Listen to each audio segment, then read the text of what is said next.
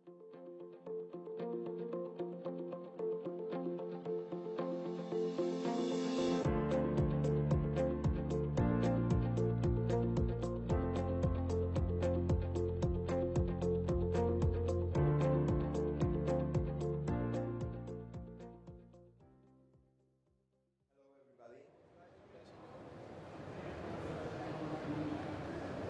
name is Josep Laribba. I'm the CEO of Sparsity Technologies. And this is the title of the talk I'm going to give. At Sparsity Technologies, we are basing our mobility management solutions on a series of important premises for us, right? One of them is basically the fact, okay, I'm looking for that, right? One of them is basically the fact that the mobile device is a sensor, a very important sensor that we carry on close to us. The second thing is that we have to make sure that this mobile device is going to have some sort of information coming to it that allows us to move in a certain way. And this all configures actually what we are working on, which is CIGO. CIGO stands for City Gossip, and it's a platform for pushing mobility to the end user. So the basic idea here is that we are going to work on a series of technologies, and I'm going to show that together with Carlos Morillo from Barcelona Serveis Municipals, who we are collaborating with.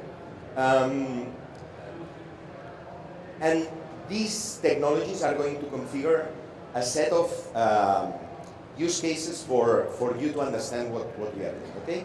So, cities have evolved and are evolving in many different ways. There is a huge growth in these cities. They are growing constantly. We have small cities in China which are only 5 million inhabitants. But also traffic, together with this growth, traffic is also increasing. And not only that, but also there are a significant amount of growing gas emissions. So all this forces us, in a sense, to make sure that we can diminish these problems that these are causing. Cities are going to evolve together with that in terms of having sort of level 1 and level 2 parking spaces, better public transportation, bicycle-friendly city centers, and locally, at the end, locally centered city life, right? So, how can we measure these cities? There are lots of data. There are open data, like traffic congestion. Google is providing that. City events through open data. Barcelona is providing the city events that are happening in the city. Taxi stops, public transport, real-time public transport data, and also accident records that tell us how the city is alive, right? But not only that, we also have private data, like criminal records of the city. Pollution. Cities are not really interested in providing some sort of information, but at the end, they have them, and they can use them in order to improve the mobility in their environment, right? All this information tells us that using sensors, and this is our point, is not enough. We need all this information in order to make sure that the information that these sensors are providing is even more valuable than just the sensor data that we can get through IoT services, right? There's one other issue here. Cities want to implement policies, and also they want to have mobility control of their environment. They want to improve mobility. They want to know how people move around. They want to use these policies to make sure that the inhabitants in the city move the way they want. And they want to understand what's the effect of these policies, right? Companies also want to be friendly with the city, want to understand how the city wants them to have their employees moving around. And all this tells us that analyzing data is not enough. And that's the other point. That's the other important point. So we need, in a sense, to make sure that big data is actionable through the use of technologies that do not only analyze the data, but also are able to inject mobility policies into the mobile devices, right? And this is actually what we've been doing with SIGO. SIGO is the product of the collaboration of Sparsity with the Technical University of Catalonia, and also it's the outcome from a European project called Frontier Cities. The basic idea of SIGO is that we are going to have this cycle of data coming from mobile devices, coming from open data, being analyzed, and by analyzing that, we are going to be able to inject mobility policies into the mobile device. So the SIGO concept is basically an analytic platform plus a technology that goes into whatever application that allows us to receive how we plan for the different users of the mobile devices to move. So we are going to give you a few examples on that. In a sense, SIGO is unique for different reasons, because it allows you to in-device and offline propose itineraries or moves in the city without having to be connected to a web service. It doesn't need for you to create a new application. So the idea is that you can just use that technology in the application you already have. It gives a compromise between the user needs and the provider of the solution interest, right? And not only that, but also it gives real-time actionable criteria. So you can use this technology to move people in real time. So we are going to talk about three among these different use cases. We are at this moment working with SEAT, Barcelona Serveis Municipals, that we are going to talk in depth about it, Turisme de Barcelona, and also with an insurance company here, which is the Royal Automobile Club of Catalonia. So, and we are going to talk about these three. The three use cases, just summarized, are like this. The first one is in the freight delivery optimization. The idea here is that together with Barcelona Serveis Municipals, we are collecting data that we are at this moment analyzing in order to understand how the last mile freight delivery is being executed in the city of Barcelona. Together with SEAT, we already made a pilot which tells us, or which helps us to use open data in order to move vehicles in the city in the way that it is needed, in order to avoid them going into traffic jams, but not necessarily only traffic jams, but also to avoid events that are happening in the city and we may not guess through the traffic intensity that we have in the city. And finally, we are also going to tell you about the Barcelona Turisme. We are working with them on the offline city guide of Barcelona, which is not only going to be an offline guide that will recommend based on your tastes or your needs what to visit in the city, but it would also inject mobility policies in the way that, for instance, you are going to avoid walking around dangerous areas in the city, or you are going to be suggested itineraries in areas where the city wants to improve the economy, right? So quarters where the city has a special interest to improve the economy, right? So we are first going to start talking about the freight delivery optimization. Carlos is going to explain the concept, and then I'll give you some figures about the analysis we have been doing. No, yes, okay.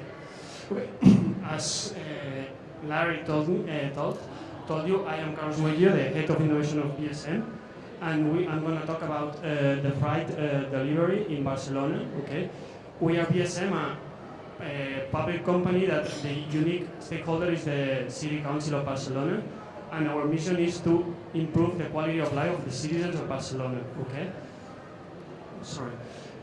With Zigo, we are trying to improve three parts. That is, the user data that we receive about the check-ins, that I will talk later, in order to give the deliverer some information about the availability, to assign a route, and to visualize how the fleet is moving for the people. Okay.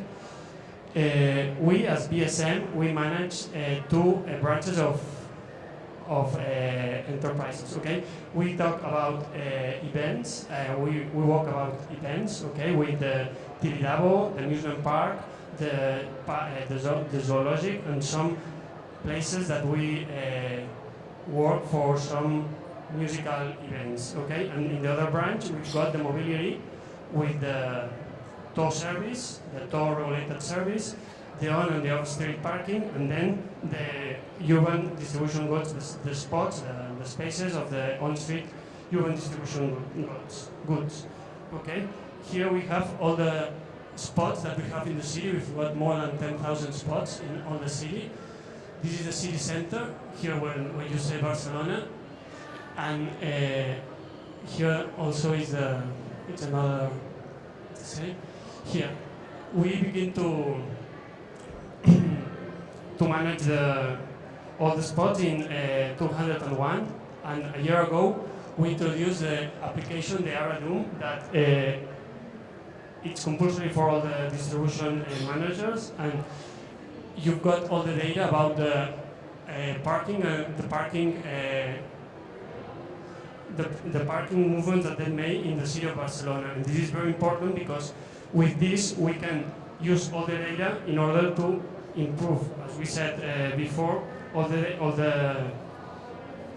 things about the urban distribution, and to fulfill the new challenges that we will have in the future, because urban goods distribution is our main goal in the future as city and transport policy. Okay, because we will have an increase of valuation of the spots for cars in the city, and because we will reduce it then in the on-street parking, and we will also have some important features about the eco-mobility and the last mile mobility, because we will try to reduce all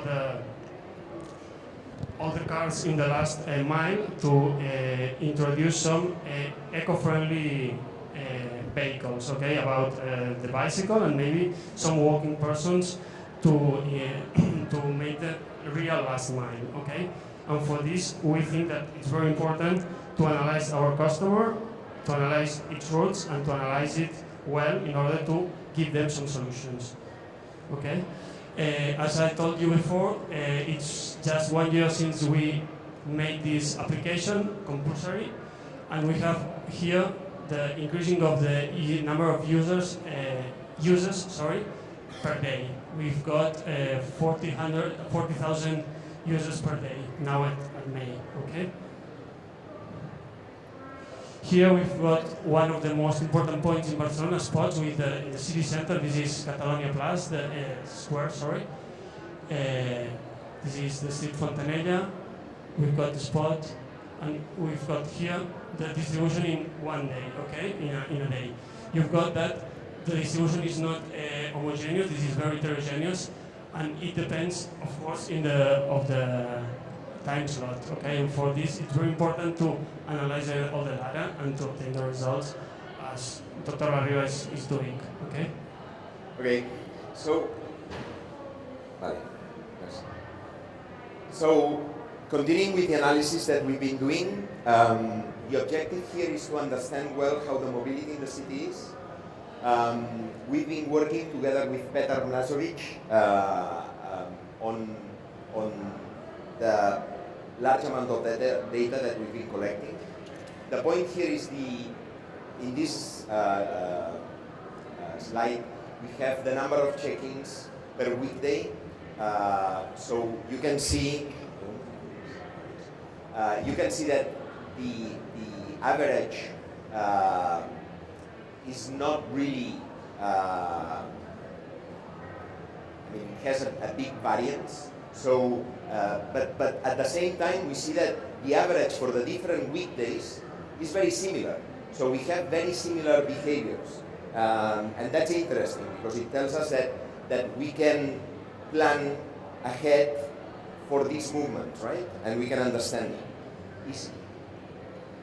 So we have also been analyzing a little bit the autocorrelation of the check-ins. So we can see that the maximum amount of time that load vehicle can stay in a parking is about 30 minutes. So we can see that there is an autocorrelation of 30 minutes. Then we have a second autocorrelation peak here at 7 days. This means that there is stationality in the behavior of these deliveries. So every 7 days, people tend to have a similar behavior. And then also we have a third peak for 24 hours. So we also have stationality every 24 hours. Every day, people tend to do very similar actions. Okay, so let us see. Again, we have the city of Barcelona with the different spots, delivery spots, and we have been able to cluster them in what we see these 6 different clusters. The 6 different clusters are for a reasonable number of load delivery areas. We have this one here, which is very different from the rest and has a higher number of, a higher occupancy than the rest of them. But we can see that the highest, darker, are more in the center, while the lower are in the periphery of the city. Right? This is another behavior that is quite interesting in order to keep understanding what's the behavior, whether there are delivery spots that need to be enlarged or delivery spots that need even to be removed if necessary, right? And also we have found that, for instance, these spots correspond to areas where there are malls or specific markets where there is a lot of goods movement, right? Okay, what else? So, for instance, here we have the densities along the day. That's an interesting plot because we see that from 10 in the morning till 6 in the evening, the behavior is quite similar, right? While very early in the morning, from 8 to 10, and late in the evening, the behaviors tend to be quite different. That's interesting too, because it may help us to decide whether some delivery areas may be starting their delivery period during the day later and stopping these use earlier, right? So this analysis can be very helpful in that sense. Okay, and finally, for this part of the analysis, let us see the density of check-ins in the whole city. This is collapsing all the check-ins that we've had on top of the city. The idea here is that we have a few spots with higher density. We have these main streets, which is Avinguda Diagonal and Gran Via, which have lower densities. Of course, they are large avenues, they have less spots to park, so it's more difficult to have a spot there. And not only that, but also Passeig de Gràcia, which is another big artery of the city, right? We have noticed that these hot spots correspond to markets. And this, of course, gives again, a lot of information, because these markets may need a larger number of delivery areas. So by getting into the details of all this information, we are going to help Barcelona de Serveis Municipals in terms of taking decisions on what to do, right? Okay, so this is about freight delivery. Let us talk about the other two use cases, which are more oriented to the idea I was giving you of having not only the analytics, but also the injection of mobility policies into the mobile device. So the first one is tourism and shopping. The idea there is very basic. We are working with Turisme de Barcelona on this mobile application, which is going to be an offline application that allows the tourists to arrive to Barcelona, and without having any connection to 3G, they can have points of interest recommended. So for instance, if this tourist wants to visit museums, he's traveling with kids, and also they want to visit the most important points of interest of the city, they just tell us about that through a very small questionnaire, and we provide, based on the number of days that the tourist is going to be in the city, we provide a number of itineraries for the tourist, which adapt totally to what this person wants to visit. So the idea of having an offline application telling about or helping the tourist is very satisfactory for the tourist, but at the same time we want the city to feel comfortable with what they are providing to the city. So in this case, and this is something that we are not still doing, but this is the next step, we are going to take the criminal records of the city in order to know how and where the most dangerous areas in the city are. And not only that, but also what the city wants to promote, what are the areas that the city wants to promote, in order to inject those into the mobile device in such a way that without the tourist noticing or being told explicitly, we are going to provide the tourist with itineraries that take into account these facts.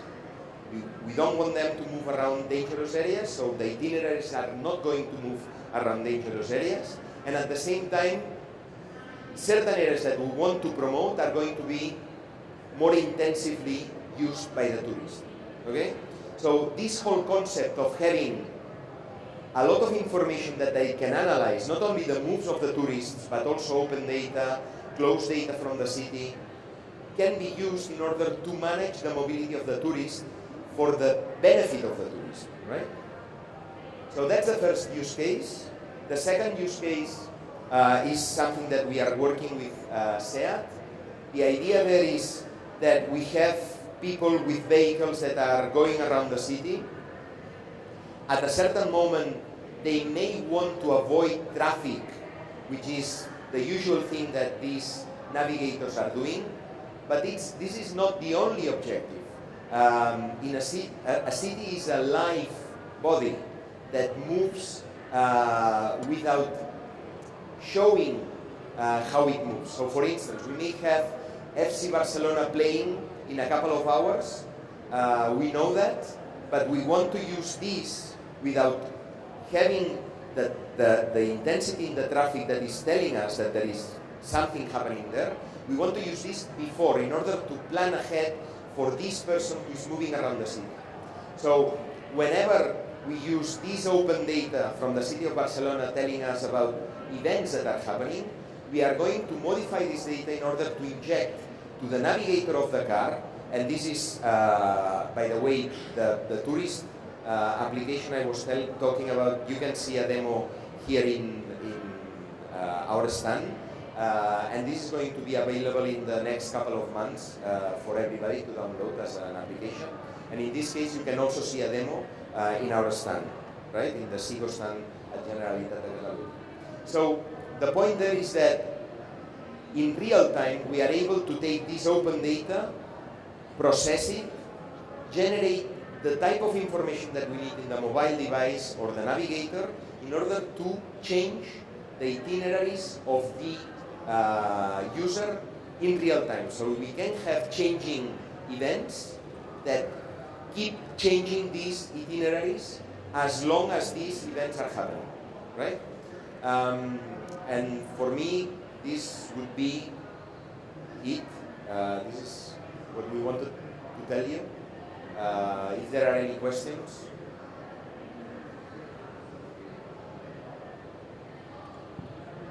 You need to go there.